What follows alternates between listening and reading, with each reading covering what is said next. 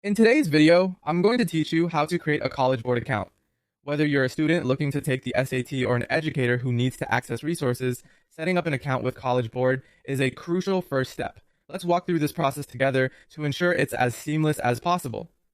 First, you'll want to navigate to the College Board's official website.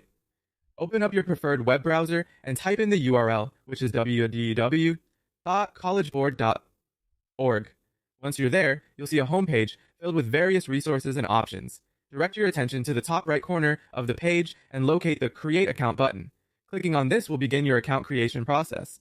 Now you'll be asked to choose between a student account or an educator account. Make the selection based on your role.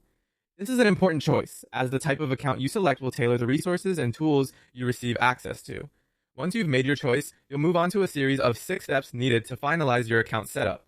These steps are designed to gather all the necessary details to personalize your College Board experience. During this process, you'll provide personal information, such as your name, date of birth, and a valid email address.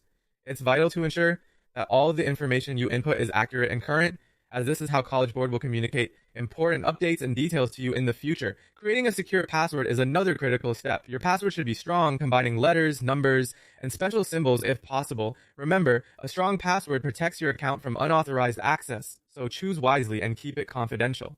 Also, you might need to select security questions and provide answers. These questions help verify your identity if you forget your password and need to reset it. Choose questions and answers that are memorable to you, but not easily guessed by others. As you progress through the setup, you may encounter optional sections such as providing information on your interest in colleges or testing activities. These sections help College Board offer you more personalized content, but it's entirely up to you how much you want to share here.